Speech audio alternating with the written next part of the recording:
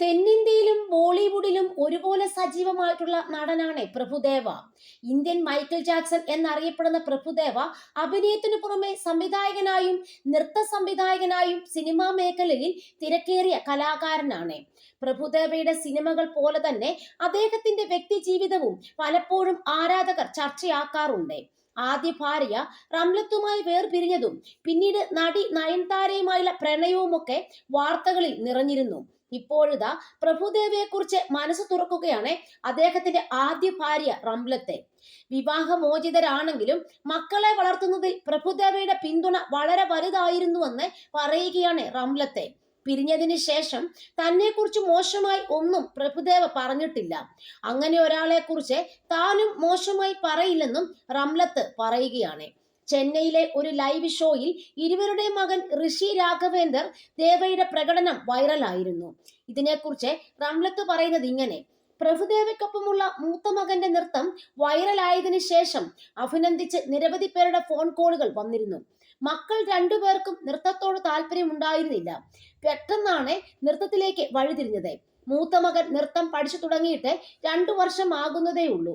മക്കൾക്ക് എന്താണോ ഇഷ്ടം അതാണ് താനും പ്രഭുദേവയും ചെയ്യുന്നത്. പ്രഭുദേവ നല്ലൊരു അച്ഛനാണ്.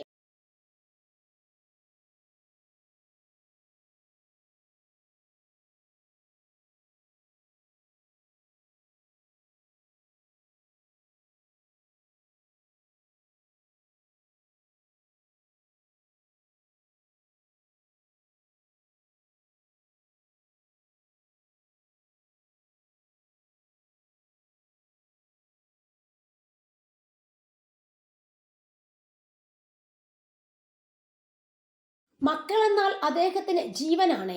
ഇരുവരുമായി വളരെയധികം അറ്റാച്ച്ഡ് ആണ്. എന്തുണ്ടെങ്കിലും പരസ്പരം പറയുന്ന അച്ഛനും മക്കളുമാണ് അവർ. കുട്ടികളെ ഭക്ഷണം ഊട്ടുകയും കുളിപ്പിക്കുകയും ഒക്കെ ചെയ്തിരുന്നയാളാണ്. മക്കൾക്ക് എന്താണ് ഇഷ്ടം അത് മാത്രമേ അദ്ദേഹം ചെയ്യൂ. അവർക്ക് ഇഷ്ടമില്ലാത്തതൊന്നും ചെയ്യാറില്ല, റംലത്ത് പറഞ്ഞു. ജീവിതത്തിൽ ഒരു ഘട്ടമായപ്പോൾ മക്കളെ ഒറ്റയ്ക്ക് നോക്കേണ്ട ഘട്ടം വന്നു. വിവാഹമോചിതയാണെങ്കിലും പ്രഭുദേവയുടെ പിന്തുണ നന്നായി ഉണ്ടായിരുന്നു. അത് ഈ നിമിഷം വരെ ഉണ്ട്. കുട്ടികളെ കുറിച്ചുള്ള എന്തു വിഷയവും പരസ്പരം ചർച്ച ചെയ്തതിനു ശേഷമാണ് അവരോട് പറയുകയെന്നും അവർ ചോദ്യത്തിന് ഉത്തരമായി പറഞ്ഞു. പിരിഞ്ഞതിന് ശേഷം എന്നെക്കുറിച്ച് എന്തെങ്കിലും മോശമായി പറഞ്ഞിട്ടുണ്ടെങ്കിലാണല്ലോ അദ്ദേഹത്തോട് ദേഷ്യം വരിക. എന്നെക്കുറിച്ച് ഒരു വാക്കുപോലും അദ്ദേഹം അങ്ങനെ പറഞ്ഞിട്ടില്ല. അങ്ങനെ ഒരാളെ കുറിച്ച് ഞാനും മോശമായി പറയില്ല, റംലത്ത് വ്യക്തമാക്കി.